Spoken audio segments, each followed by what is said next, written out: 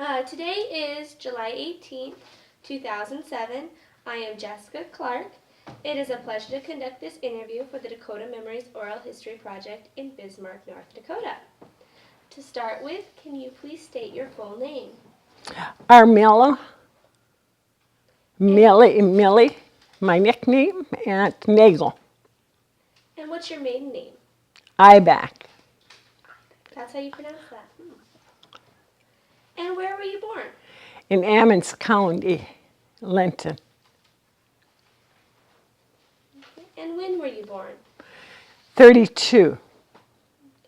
Did you ever hear a story about your birth? Yes, I did. When I was born, I was what they call a blue baby. My circulation, I didn't have any, so my aunt was sitting there. I was born at home. My aunt was sitting and holding me, and I started turning white like I should be, but it was all blue. Do you know if a midwife or a doctor was present? Midwife, my aunt. Were you named after anybody? No, I was not. Can you share one of your earliest childhood memories with us? Where can I start? I'm a child of 11. There's 3 younger than I. And we lived in a very small house, probably 2-bedroom home, until I was 5. And then we moved to my grandpa's farm. My dad bought it. And that was a 3-story house, big, with a great big porch out in front. My childhood, yeah. What else? Anyway, I remember some of the things before we moved. I was 5 when we moved. I remember one morning when they went to church, and I and 2 younger ones had to stay home, and we had a shuttling at that time. And we were so scared. We went in the outhouse and had the horse tied up out in front, and we sat in the outhouse. Because we lived beside a very busy highway in those days, Highway 13. And different things. I remember there was a very steep hill, and my dad was such a character. He drove up with us younger kids, and we screamed and cried and be sure. Then he got worried that we would overdo it. So he backed up, and as he backed up, he backed over a rock and got a flat tire. Now, this was before I was 5. Before around 5. And that's a few things like that. Every once in a while I think about some of those before. That's it. Okay. Let's talk about your family for a little bit. As I said, I'm a family of 11. I have 8 sisters. My brother always tells me he has 9. And 2 brothers. There's 6 of us left. What was it like growing up with so many brothers and sisters? Well, there was 2 brothers, the oldest and the second youngest. What was it like? We were a very, very happy family. And we did a lot of work outside your work. My dad was a big farmer. Not only his, but everybody else's. He had to help everybody. So we were out there hauling hay and stuff for different people. I had a very happy upbringing. So. Can you list all of your brothers and sisters from the oldest one to the youngest one? Well, the oldest was Margaret. She was 6 years old. I never knew her because she passed away when she was 6 from pneumonia. And then the other one, Mary, I remember her because she was at home when I was younger. Her husband was in World War II, so she stayed with us and had a little girl. So I remember her. And then the next 4, they kind of worked different places, and they went to college, and they were school teachers, so I really don't know much about those four. Then the one below, next, younger than I, is my brother. And he just called last week and asked us if we want to go to Medora. That's how we went to Medora. But anyway, my sister that's below him then, her and I were always together. She lived in South Dakota, and we were back and forth all the time. But she died of cancer. What was her name? Cecilia. Cecilia. When you were young, what were some of the things that you and Cecilia would do for fun? Name it. We did. Yeah, of course, she was a farmer. She married a farmer, so she was a farm woman. And we lived in town, so weekends we'd always go down and help them. We'd paint their yard or their farm buildings, worked out in the field, did many things together. One night we were together, and she had choke cherries. Well, I had choke cherries. So I made my jelly what I wanted, and I took the rest down, and we went out that night. So around 1 o'clock, we started making choke cherry jelly till about 4 in the morning. We had many, many fun things with her. But she was a homemaker. She canned everything. More so than I. I was more or less outside, worked outside. So, what about your parents? What were they like?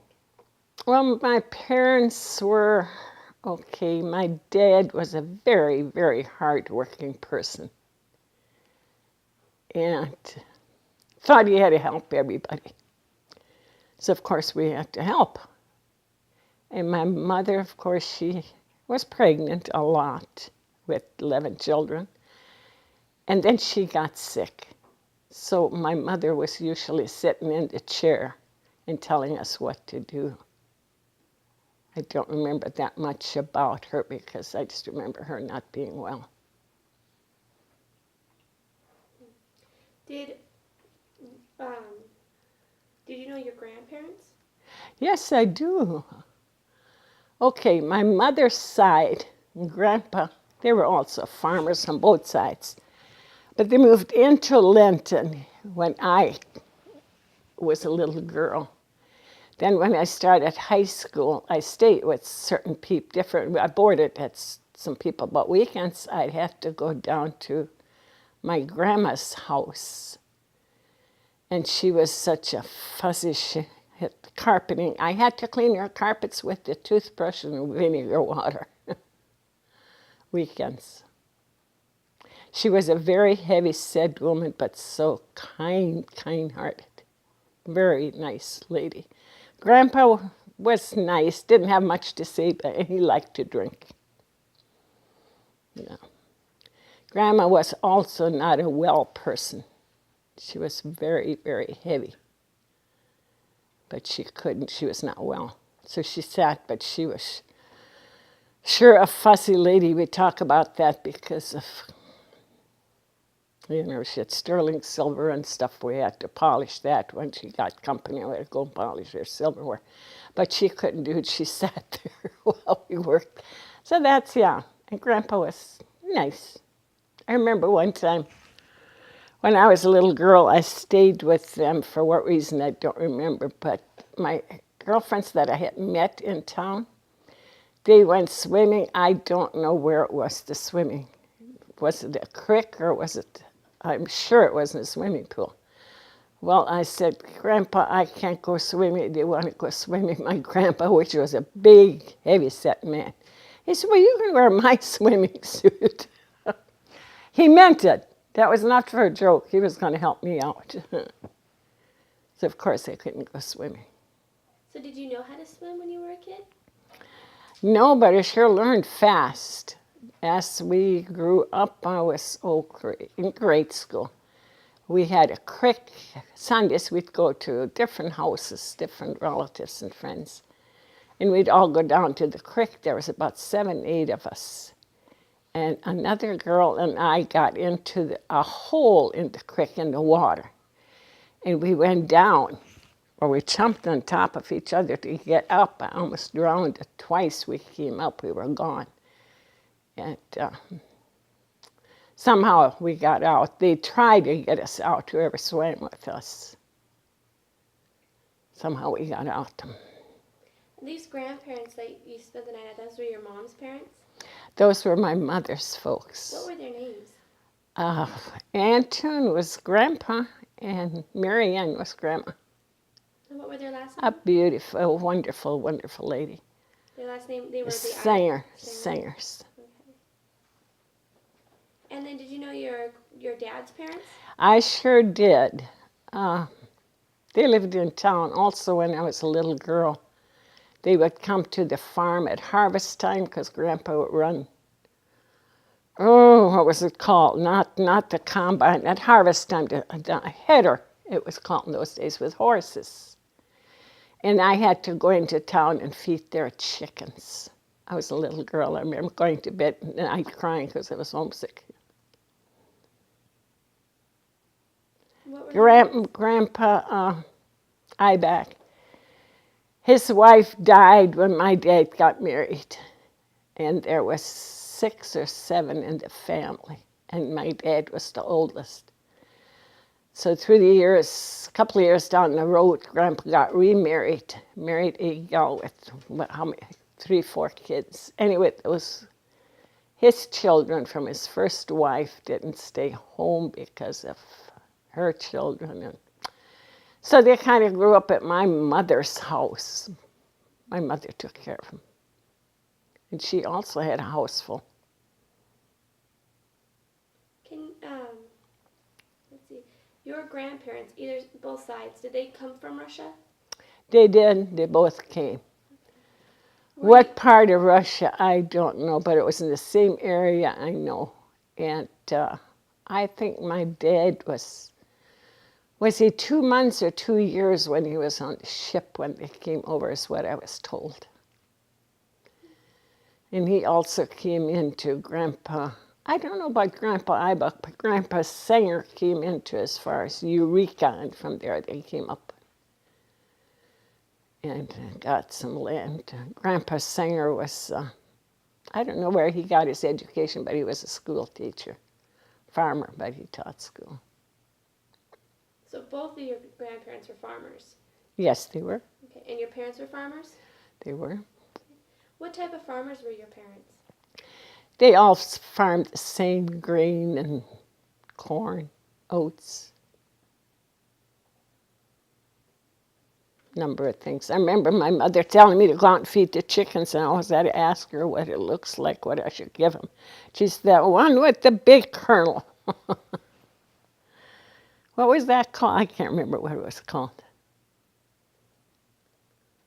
So, and we always did a lot of milking on the farm, you know. Where were we now? At Grandpa's. That's right. So at home, did you speak German or did you speak English? We spoke German. I did until I went to school. Then we had to speak English.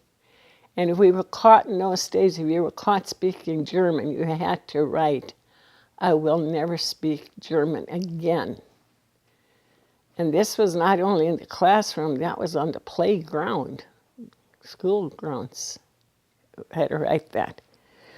Then from there on, my older sisters were off to college, and they would come home, and we'd start speaking English and flourished a little bit. Do you still speak German today? Pete and I will get into it, and we'll bring out the German, yes. Let's talk about school for a little bit. What was school like when you were growing up? Oh my, that's a story. That was country school. There was all 1st to the 8th, and there was one teacher. And I believe there was as many as 30 students in all. But the teacher had all those grades in one-room schoolhouse. The teacher usually came by horse and trailer or sled. In the morning, she'd get there before we got there, and she'd put the coal on the stove and get the classroom warmed up until we came. School. There was no library in school. There was very few books. The basics.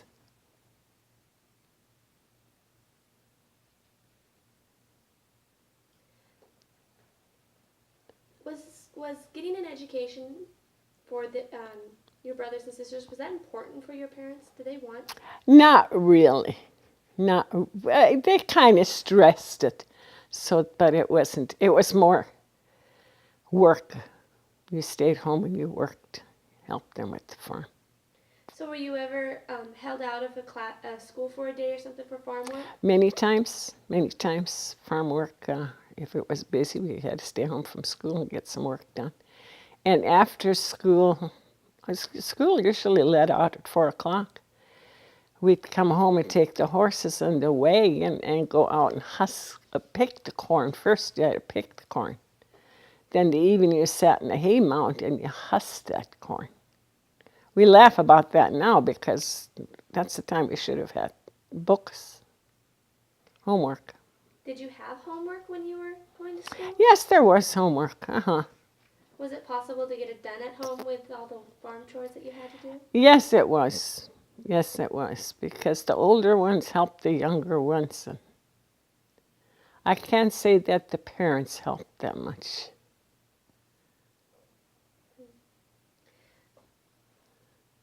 Was it hard for you to catch up in school when you were held out to do work? No, it was not, because everybody was in the same boat. The next day, another classmate probably was out and stuff. How about teachers? What were the teachers like? Well, I tell you, in those days, in our district, the teachers were, some of them probably were 8th grade grads, and some were high school grads. Not the best of teachers, which we suffered through the years from. Yeah. God, that's, teachers. Would you have the same teacher for more than 1 year, or was it usually a new one every? No, sometimes we had them for 2, I think probably 2 years at the most.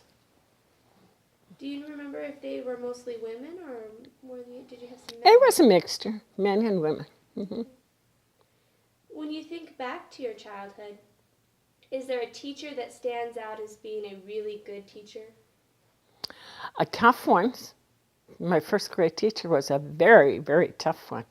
He sat in his desk and he's come on up and read. And if I missed a word, I got slapped for it. Of course, through the years, I let him know about that too. Very tough. What type of things were taught in school when you were growing up? The basics. We had the reading, writing. Reading was very important. And arithmetic, geography, history. That's about it. Yeah. We always had school plays at Christmas time. We were all in place all the time. What type of plays were those? Christmas programs. Santa Claus would come in. Did the town come out then for those type of? Not the surrounding people, farmers would come. Mm-hmm. You mentioned that the school didn't have a library. Do you remember any of the books that you did read when you were a kid? There was only, I remember there was that shelf behind the stove. There was only a few books on there, but what kind of books, I don't know. We never took a book home from the library and stuff, just our class books. What about supplies? Who would buy the supplies? We had to come with them. There was nothing there for supplies. We had to come with that. And as I was, probably in the 6th grade or so, well, there's a program came out. Then they hired a lady to come in and cook. So we would get a good dinner in the afternoon. Yeah, she made, they had a gas stove, and she would make hot food. Baked potato or oatmeal and stuff like that. Did you ever have to carry a lunch to school? Always we took our lunch in the afternoons, yes, which consists of jolly bread or syrup and bread. And how did you carry that? In a pail. In those days, you got your syrup in a gallon pail, and in those gallon pails that's where we put our lunch. And we'd take it home in the evening, washed it up, and made homemade ice cream with it. Really? Mm-hmm. You mix it and you put it on ice, and you put this pail in the ice, and you turn it with your hand. That was good. Sounds tasty. Let's see here. Were you a good student? No, I was not a good student. No, I was not. Did you enjoy school? For the fun part, mostly. I didn't hate going to school, but I know I was not a good student. I had a hard time remembering things. What time did the school day start back then? 9 to 4. 9 to 4? 9 to 4. And what were recess and noon hour like? We were always out in the yard and playing different games. Everybody would join and play different games. Do you remember what some of those games were? Well, we call them tag, where you tag somebody, you got to go and catch somebody else and tag them.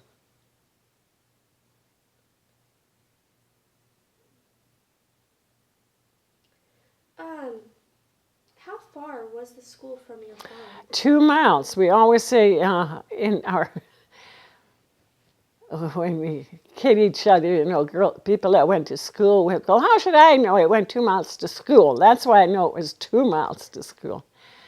In the evening, we'd walk home, but in the morning, we got a ride until, it got cold, and then we took a team of horses and a wagon, and when the snow got bad, we took a sled. Went with the sled. Sat under the blanket. Many times Dad would put a rock in the oven, the stove, to keep so we'd be warm till we got to school. And somebody would drive, and if it was too cold, he'd sit under the blanket too, and the horses kind of knew where to go. Of course, he held the reins, but horses will always stay on the road. What about clothing? What type of clothing would you wear to school? Oh, well, you probably had one pair of good blue jeans with the bib. And you had those long stockings, I guess nowadays would be called leotars. You had those on. And shoes, you got one pair of good shoes in fall. And we did have overshoes and mittens, dressed warm, but not like nowadays. There was no such a thing. There was all hand-me-down stuff, clothes. They would take coats, and if they got too small for the other one, somebody would take them apart and make it shorter for the next one. So did your mom teach you how to sew? No, she did not, because like I say, my mother was not that well. I did not, but my oldest sister was a seamstress. Yeah, she did so. So did she do the mending and stuff for the family? Yes, she did, but she learned it in, what was that called?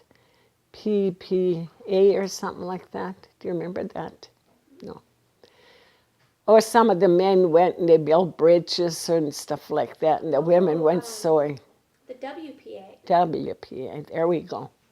She learned there, so she did all the sewing for us.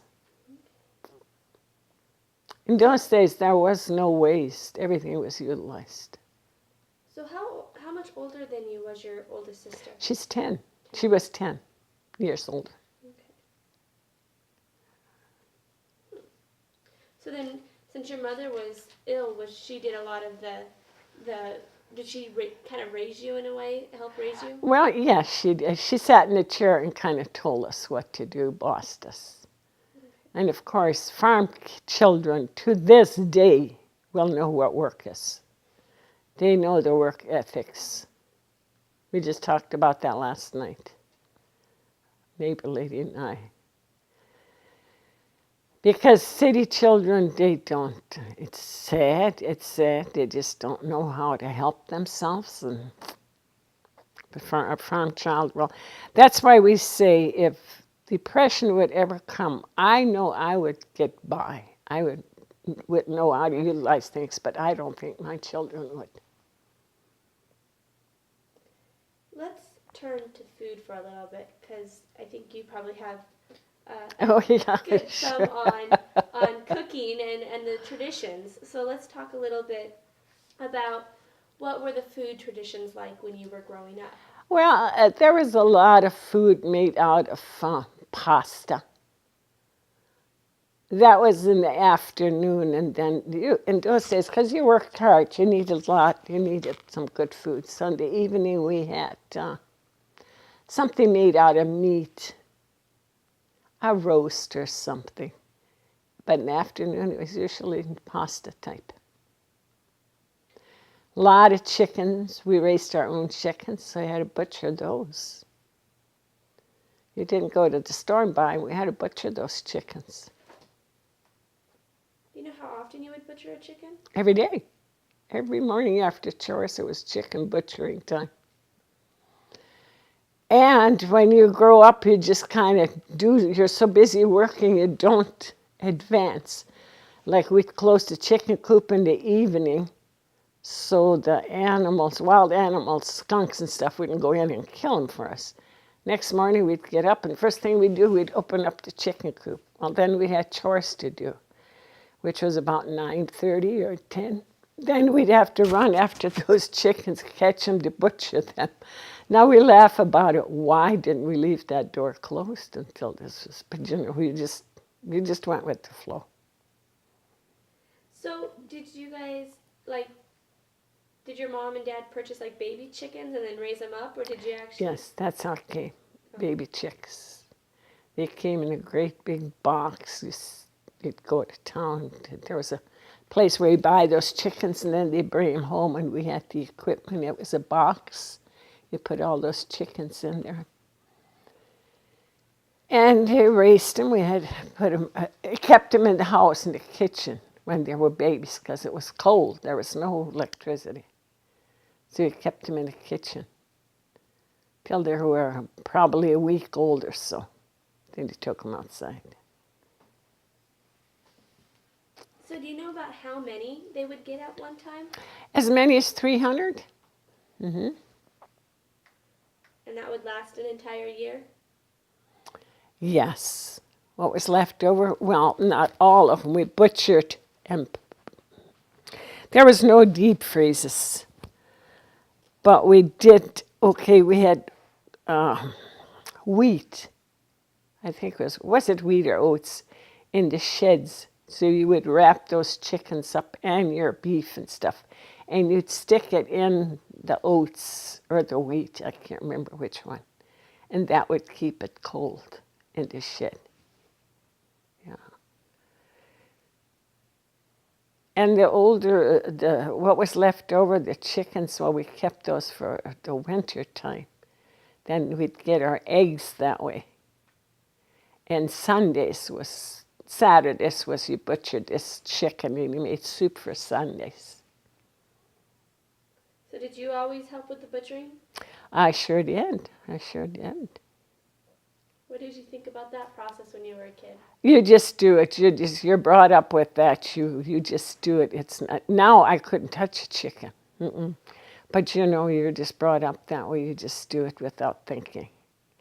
Now we had Pete and I had a farm, and we had chickens out there. We've always lived in town, but we had this farm a couple of miles north. And we raised chickens. I had chickens out there. So every night we'd go out with our kids, Pete and my children, to feed those chickens. And pretty soon they were big enough to butcher. Well, being a farm girl, I didn't know. So I had Richard, our son, go along out and help me butcher those chickens. To this day, he will not eat chicken. No, but you know, a farm girl, I didn't think. I felt so bad about that. He didn't think, you know, but he just couldn't see that his pets were being butchered. What about butchering of? Did you guys have hogs on your farm? And Oh yeah, we had all the animals, the basics, horses, cattle, pigs, and then the chickens. We had all that, ducks, geese, and turkeys. So what about butchering of like the pigs and the cows? Who would do that on? The neighbors would get together. Like we would butcher probably one cow, steer, whatever it was, one cow, and probably 7 or 8 pigs at the same time. Did you ever help with that process? I didn't like that stuff. I was kind of the runner, bring me water and do this like that, the gopher. Stayed in the house and cooked for these people that helped and stuff. I don't like this butchering thing. What about making sausage? They did all that. Oh yeah, they made. See, we had what you call a summer kitchen. In our house was a 3-story house, a big house. But then we had a summer kitchen. That's another smaller, just a 1-room building. And that was set up for butchering. In fact, in the summertime when it was hot, we lived over there. We had our dinners over there. And the stove was on. We'd bake and all that because you baked the bread and you didn't buy stuff. And so the house would stay cool because you were out in the field. Whoever worked so hard had to sleep cool. You couldn't sleep in a hot house. Did you help with the sausage making? God, is that memories. I saw what they were doing, but I did not help. In fact, they made head cheese, and I saw what they did. I don't eat it to this day. Did you ever eat it? No.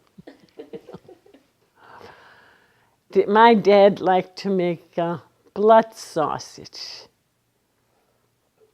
That's sausage, but you put blood in there from the pig. Ooh. So every morning, why he did this is beyond us. We talk about this. Stories like that make good Christmas dinners, conversations, and Thanksgiving when we get together. Then he'd make, you got to eat a piece of blood sausage before you get to eat the good sausage. Well, we had a homemade table, a big long table, and under that table was a board that was not, it was attached in the end, but in the middle it was open. So when you didn't look, we took our blood sausage and laid it on there. Till we did dishes, then the dog got it. But we can't imagine why the man went through all this work. And we didn't like it. Did he himself like it? He liked it. He liked it. His friends liked it. If we got company, they liked it. But us kids wouldn't eat it. What about what was it? Liver sausage. Did he ever make that? Yes, they did make the liver sausage too. I don't know how to make it. I just know that they had something on the stove and boiled the head or something. I will not eat that either.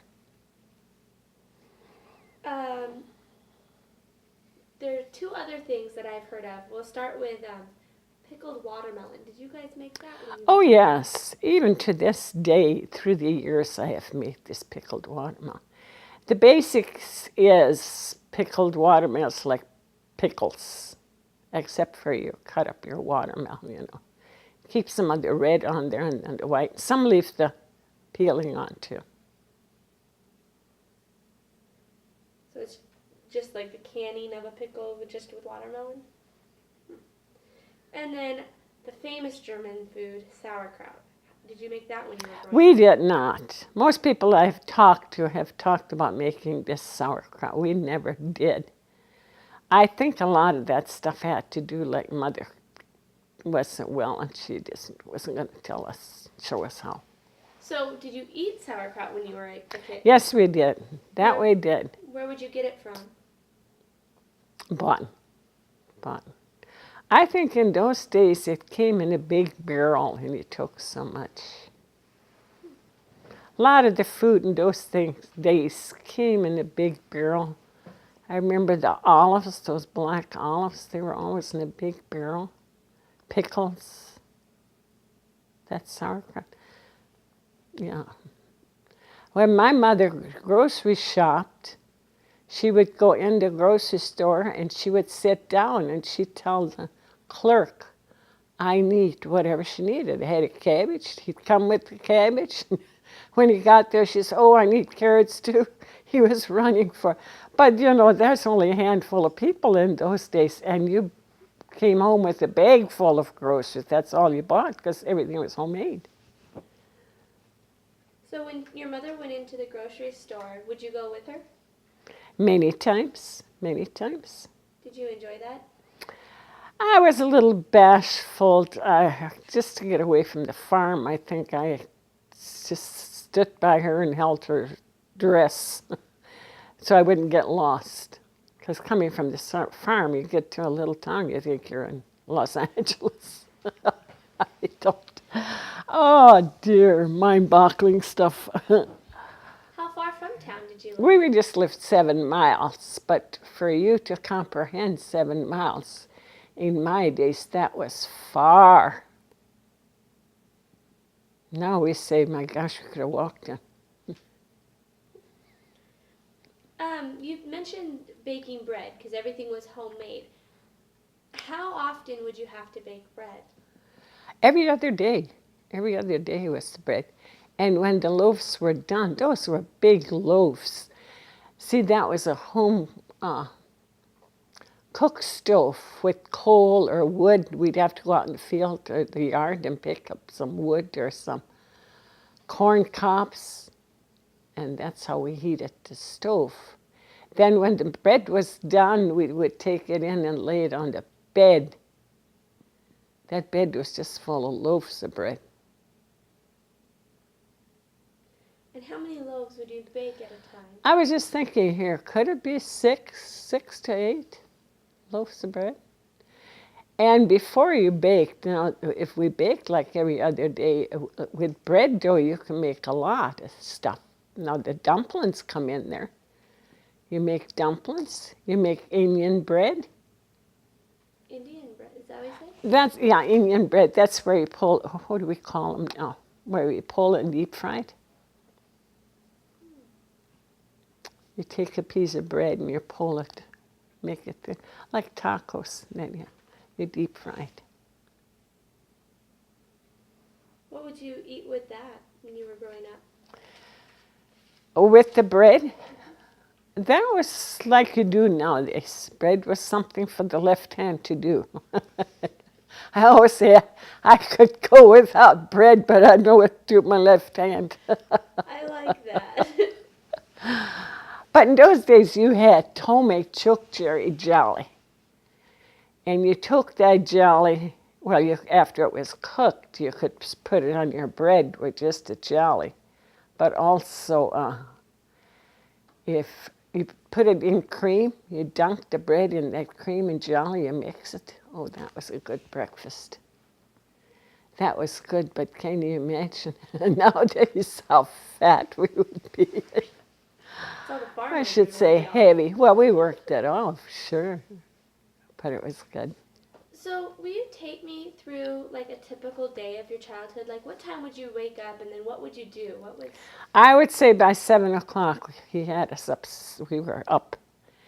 My bedroom was below my mother and dad's. So when it was time to get up, he'd hit on the wall, banged on the wall. That meant get up.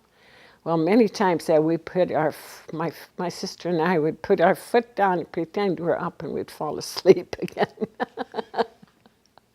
So then we came downstairs and we would get the stove ready for breakfast. And by the time the wood's burning and the coal's burning, you were out in the barn. You were milking and feeding calves and all that. You got washed up, cleaned up, and you had breakfast. Do the dishes by hand, not many cupboards. A lot of times some of the kettles were sitting on the chair until you were done to put them away. Then you had to wash clothes, which meant heat the water. You didn't turn no faucets. You had to heat that water. And the ironing usually was from morning till evening. Why we did it in those days, everything had to be ironed. Even the farmers' blue jeans. The dish towels were ironed. But then it was dinner. Then you had to butcher those chickens, and then it was dinner time. By that time, it's 1, 2 o'clock, and you had something to do. My dad was very fussy around the house. Like our buildings were lots of buildings, and they're all painted white with the shingles painted red, and all the farm machinery had to be painted. He kept us busy. And in the summertime, you know, there was the garden and the field work and everything. In the wintertime, there was a little rest in between from dinner until the supper time.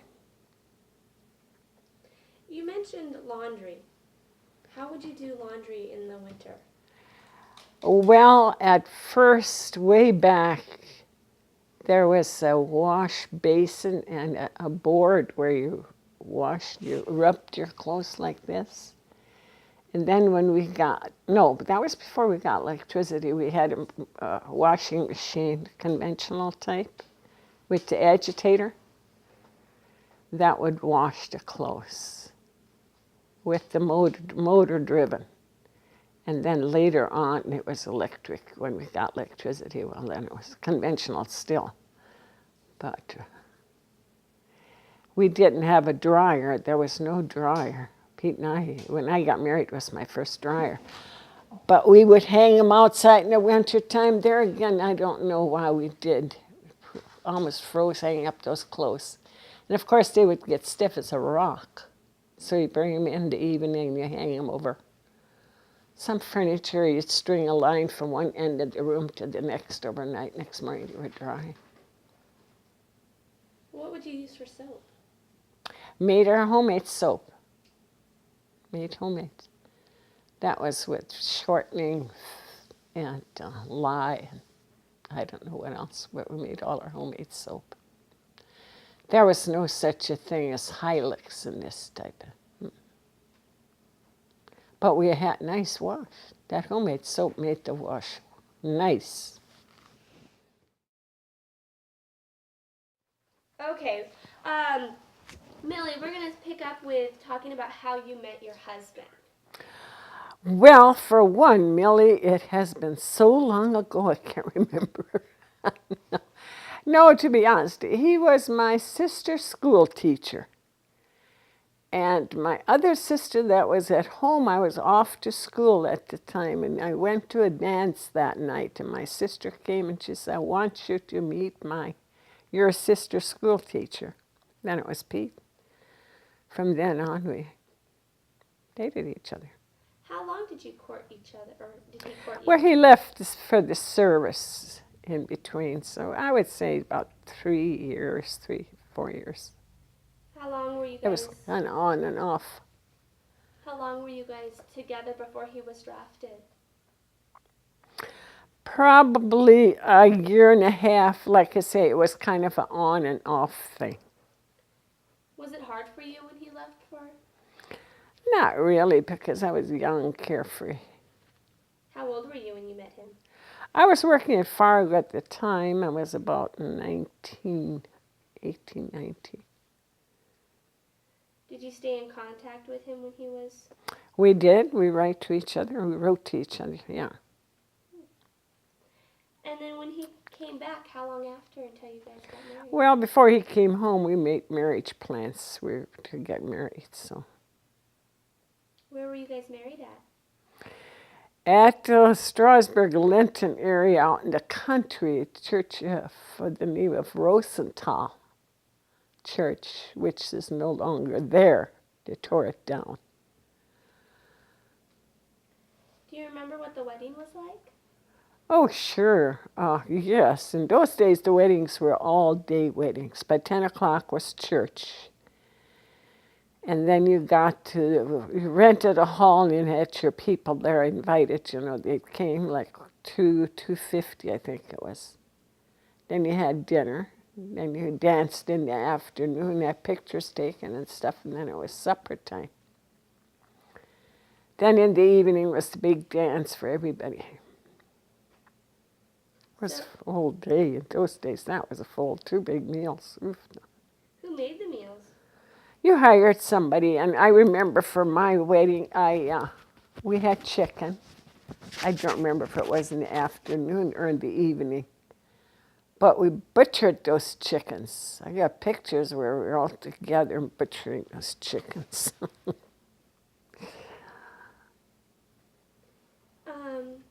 Let's see. Oh, did the bride's family pay for the wedding? Like, was that the tradition? Or I think the saying was the bride pays for the wedding, but I think we went half and half.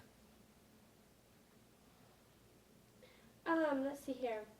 You talk about dances. Was there a money dance or some type of thing like that? In the evening for the dance open to the public was Bright's dance, dollar dance it was called. Whoever got to dance with the bride had to pay $1. Fortunately, come to think of it, it just stopped, whatever they did, it just went out. They didn't do that anymore then. Pretty soon they passed a shoe around, but not at our wedding. We missed out on that. Let's see. How about your wedding dress? Did you make your wedding dress? No, I didn't. We just came to Bismarck and bought it. Did they have like a bridal boutique in Bismarck, or was it just? That was bridal shop. What did your parents think about you marrying Pete? They didn't say anything. They just, we're Catholics in those days. My mother says, find a good Catholic. So I found a Catholic one. And what date did you get married? The 15th of October, And what year? 53. And I have birthday the 14th of October. And Pete has birthday the 18th. So October is a busy month for us. Oh my goodness. Alcohol. Was alcohol served at the wedding? In those days, they made that red eye stuff. Yes, that was passed around. And then you had open bar.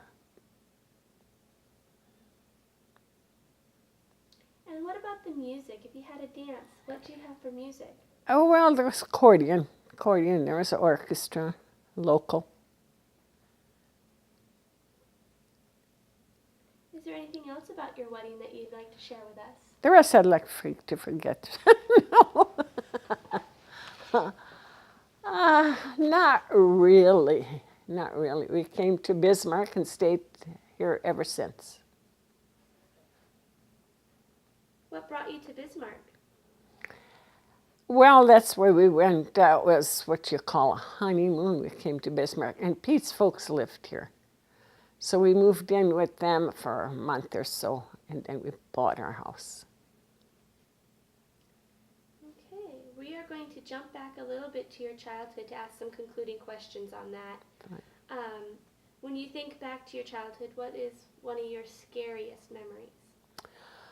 Oh, dear. Was I scared? I don't think there was anything. Sunday afternoons after church, this was out in the country, I would always walk over to my girlfriend, which was 2 miles. That was scary. Those 2 miles to walk. Other than that, there really wasn't any scary stuff. Did you just go over to her house to play, or? To my girlfriend's house, yeah, for the afternoon. Then the next Sunday, she would come to my house. How about a happy memory from your childhood? We've often talked about that. Very happy, very happy. Very good upbringing, very happy. In fact, my sisters were my best friends when we went out.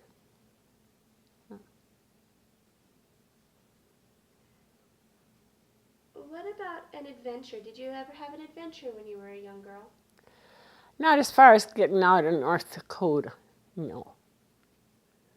I don't think I was ever out of North Dakota. We did go, being from the country, in fall, my dad would take us girls to Bismarck and we'd get our winter outfits. We were all little girls. Then we'd all get new outfits, and that was something to look forward to all summer. We knew we were going to get to go to Bismarck. What did you think of Bismarck when you were a kid? We didn't go out seeing anything. We just went downtown and got everybody outfitted, clothes and stuff. As far as thinking, I don't know, we were so scared we just hung on to each other.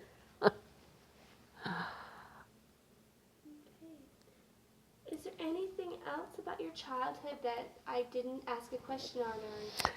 I don't think so. I can just say I had a very nice upbringing, very nice, very close-knit family to this day. Okay. And like I did with your husband, the one question that we like to ask is, why did you want to share your story with us today? Why? Well, it all started out with our grandchild. So one thing led to another.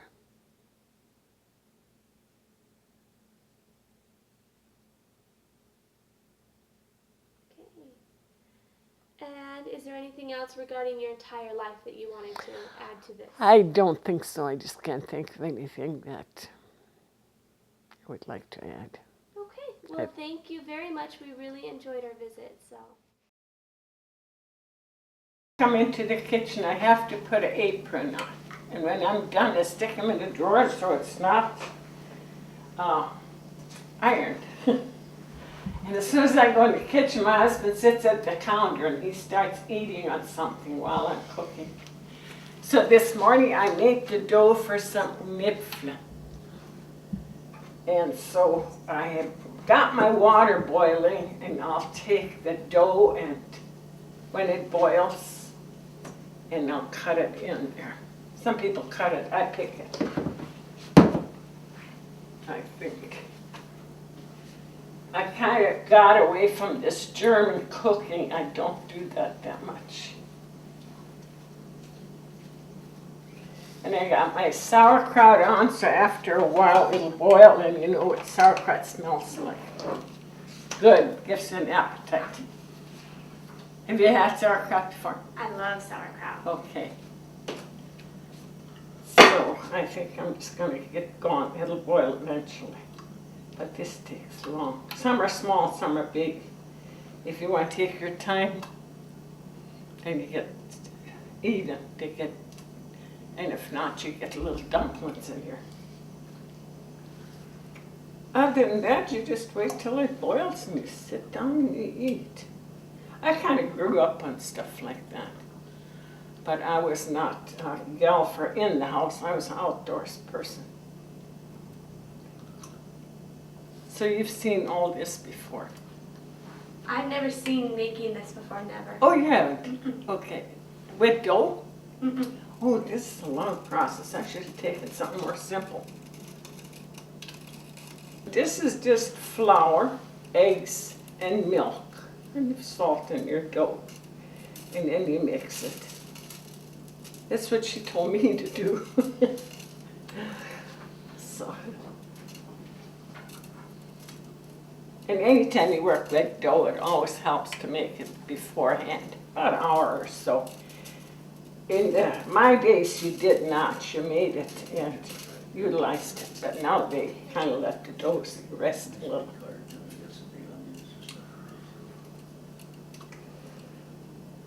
And the broth is just water, onion, and a little, of course, salt.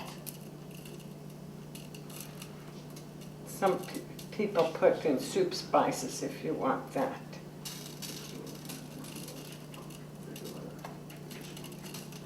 That's about it.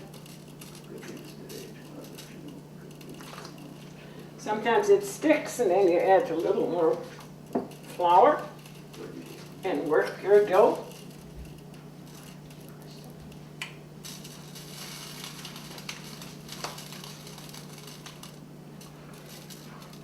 think you can even buy that Nipfel soup.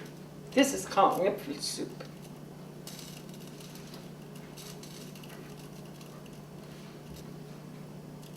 It's just so much easier to go out and buy those things nowadays. You can buy these Nipfel soup, but she told me this morning they're too hard. It's not as good. Of course, I told her I still haven't eaten mine yet.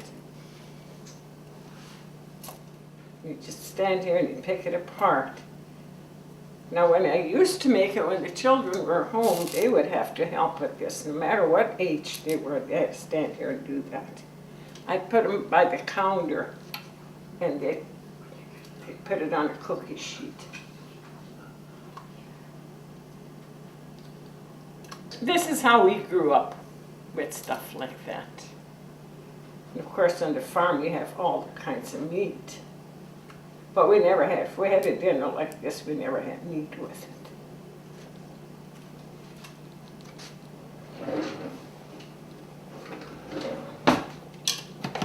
You know, I often think with some people, you know, because it's not an expensive dinner. When they say they can't afford it, and I always think, well, why don't you make something like this? That would take you a meal or two. But it's work, and people just don't take the time nowadays. But the reason I came up with it is because I thought, because you don't cook like that. My kids enjoy it. If I would make it, they would like it. Their husbands don't.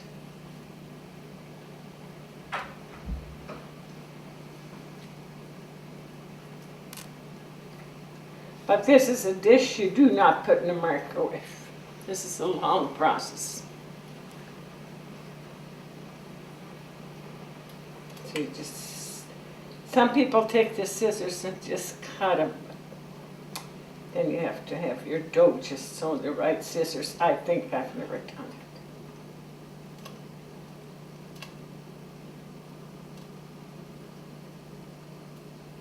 it. Okay. So now I think my noodles are done, my Nipfels are done after about 20 minutes. So now I take them over and I string it in through here. And then I'll take this and I put them in my frying pan with the butter on the bottom, and I put them in my frying pan. I'll let them fry a little bit. And I take my sauerkraut and I mix it in with my Nipfel, and it's ready to eat. And the way they're really good is if you can serve them with the same pan.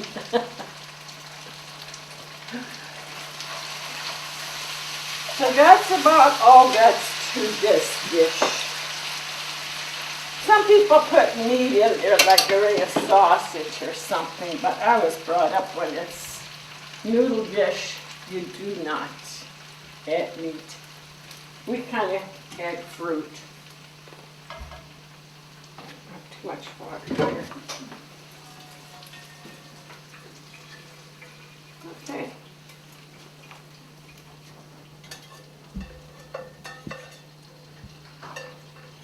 Some people really,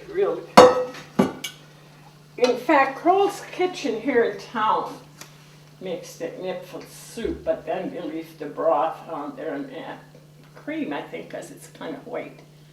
And then they call it Nipfel soup.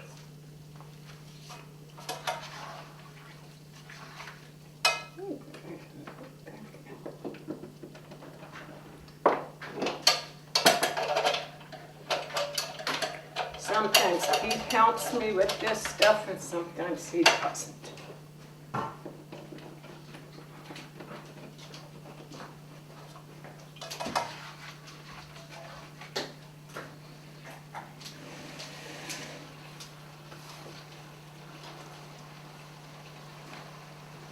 The German from Russia, yeah. Canning, I don't do much of that anymore. There's just him and I, and it's so much easier taking my purse and go out to eat.